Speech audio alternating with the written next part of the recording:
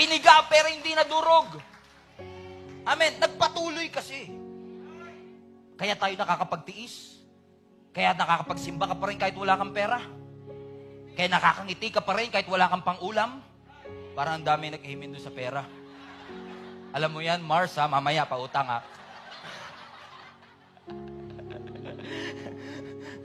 Bakit? We know something that other people don't. Alam natin na hindi panghabang buhay ang anumang sakit natin pinagdadaanan. The pressing and the crushing season is not permanent.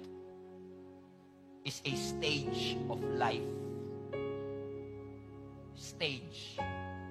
Nasa stage ako ngayon. Maganda yung stage. White shot, please. Maganda yung stage. See? Pero hindi ako dito natutulog. Hindi ako dito nagbibihes. Hindi ako dito nakatira.